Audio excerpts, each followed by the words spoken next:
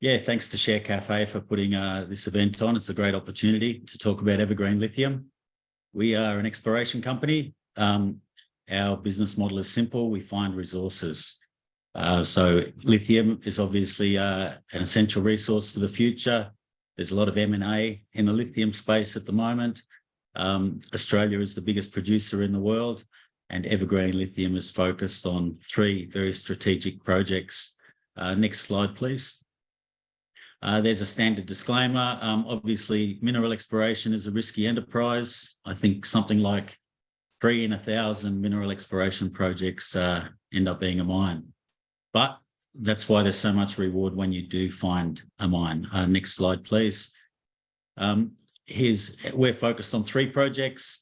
The key to finding a deposit is to be in the right area. I've had some success over the years. I've been lucky several times, most recently in Ecuador, where with the SolGold's Cascabel discovery. So we quickly saw a company go from a low valuation to a valuation in the billions. That's what we want to replicate here with this team. Kenny Project, the Fortune Project and the Bino Project, they're in 3 very good areas where there's evidence of lithium pegmatites. A lot of these project areas were not these particular ones, but pegmatites. In the past, people were chasing gold, or tin, or other metals in those rocks. Lithium wasn't so exciting as it is today and so necessary. So you'll see with a lot of the explorers in Australia and elsewhere, they started off with other minerals, and now they're chasing lithium because the value is so high, the scarcity. Next slide, please. And we'll go through to the next slide as well. So first of all, the Kenny Project in Western Australia. It's in a known pegmatite-rich area along strike from a couple of known deposits there, Bald Hill, Mount Marion, Lepidolite Hill. There's some of the deposits in the area, 14.9 million tonnes at Baldania. Bald Hill's got about 51 million tonnes, and Mount Marion about 26. So a very prospective part of the world to be looking for lithium. Next slide, please.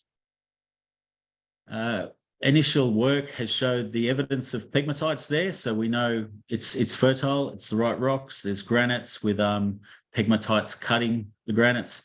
Go to the next slide, please. I've got a lot of slides. We'll run through most of these. Next one as well. This was an August survey that we completed. Here's the results we recently got back. And this went out in a press release earlier this week. So Kenny shows big, strong lithium anomalies there. Most of the yellow colour is over 80 ppm, which is quite high. There's an anomaly there about 4 kilometres by 5 kilometres, let's say. Next slide, please. That anomaly is coincident with rare earth anomalies. So although we are chasing lithium primarily, sometimes rare earth metals occur together with them. And we'll certainly be chasing those as well. We've got these bunch of samples in for follow-up assays to get more details on the rare earths. Next slide, please. So we've defined 5 priority areas. This will be followed up with drilling, with deeper drilling. There's a lot of cover here. So this sampling method gets us to a couple of meters. Now we have to go down 100 meters or so with some air core drilling and really find out what's down there. But an exciting project. Next slide, please. We'll go to the Bino project. This is the flagship project. In the next slide.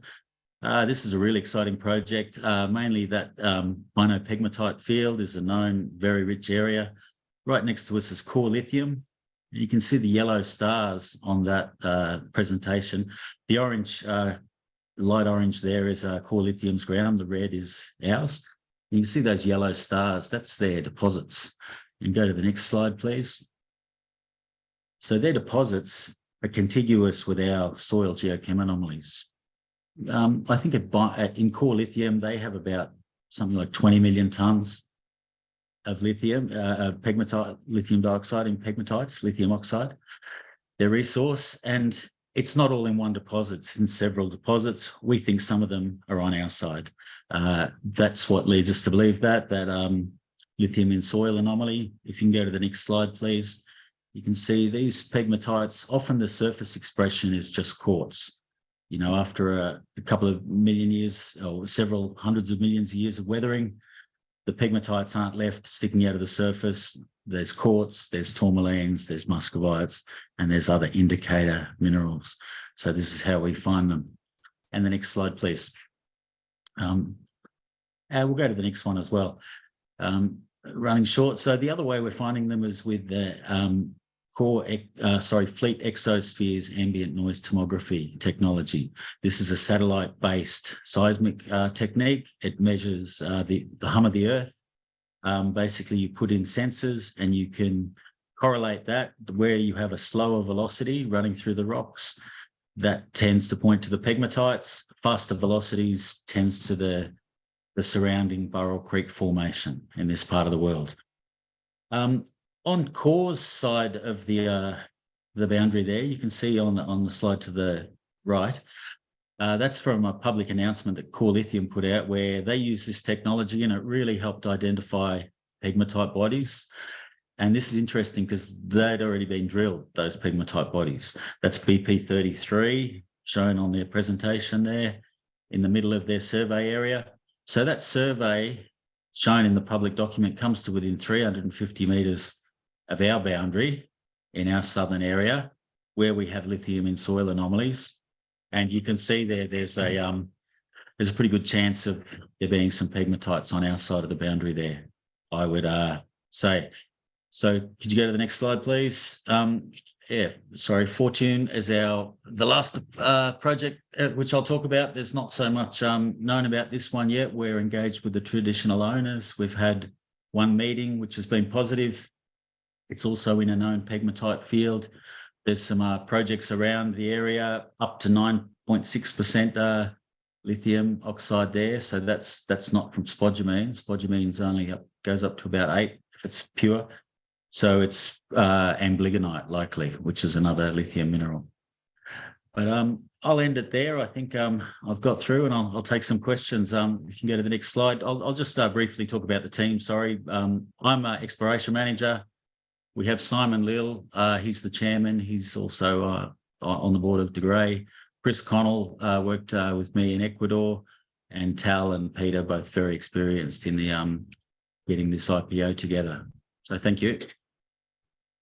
Thank you, Jason. And your IPO, we might just touch on there and start there. I think you raised $7 million around 25 cents. I think your stock's trading around 42. You had a really successful IPO in what was a difficult market. Is that because the market's kind of drawing parallels and 1 + 1 = 3, given your next door neighbours Core Lithium? I think that's part of it. I think that in conjunction with the strength of the team, they're very experienced. Peter's really experienced putting these things together, particularly. They can see that people like myself and Simon are on the board. I've been involved in about 10 discoveries, 12. I don't want to go to a project where we're not going to make a discovery. I'm here for a reason. So are the others. Also, a lot of the stock is held up. It's held up by the vendors. A lot of it's under escrow, and there's only a small percentage of the stock is freely trading, I think. Yeah, I was going to ask you about that. Your top 10 represents about 71% of the register. Who are those individuals? There's quite a few with 5% or so. Yeah, there's a group of individuals who were part of the team, the team that put this together. There's also some vendors of the projects. There's people like Cadence who had this project at one stage. They're one of the vendors. So they've also got shares in EverGreen. But managing the company geologically is myself. Chris has a lot of input being on the board, and Simon is very knowledgeable in the area as well. And can you give us kind of a top-down view on your thoughts? You've got all these all the big guys merging. What does that mean for the industry in general, particularly for the explorers? As I said, you've got a big neighbour in Core Lithium. How you see this kind of industry playing out at the moment? Yeah, well, looking ahead at that's kind of guesswork, but I think there's going to be a lot of shake-up in the industry, especially prices going down briefly. from what I hear, there's a big disparity between what the prices are in China and what people are still getting for the product.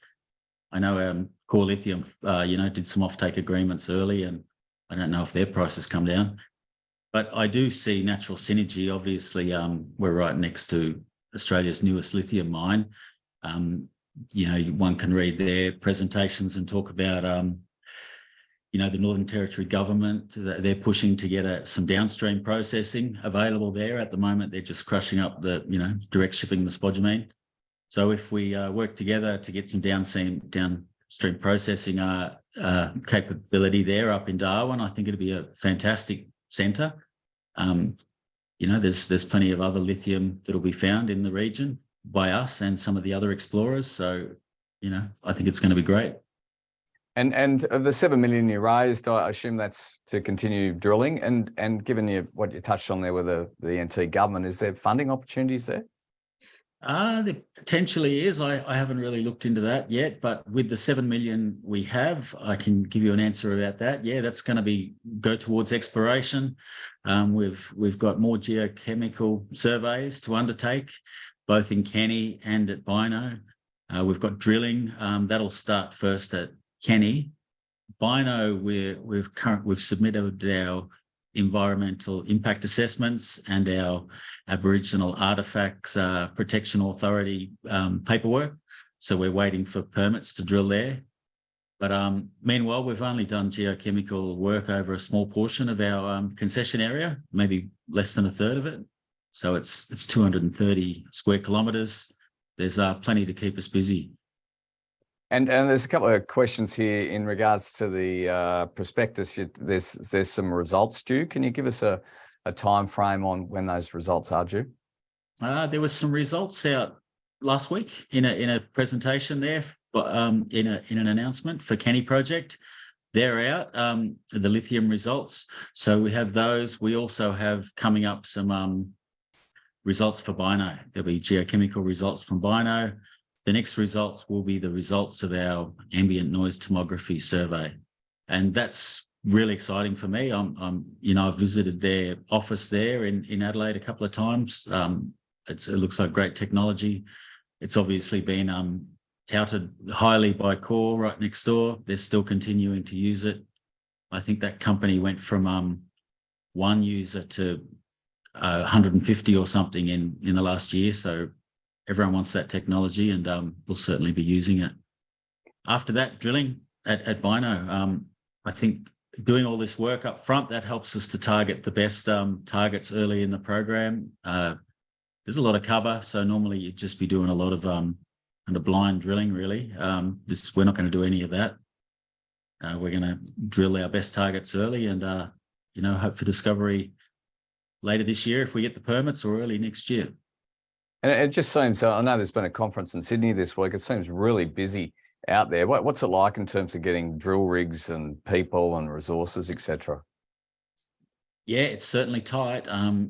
Costs have gone up, demand's gone up a lot. That's the way it is. That's a good time, where the business is booming. As you touched on, there was, temporarily price hiccup in the lithium market, and people got a bit worried. But I think with the Liontown offer on the table, Lionor offer, that really picked things up, got things excited, and people are realising that, there's good fishing in troubled waters. When the price is down and people are struggling, that's when the M&A happens.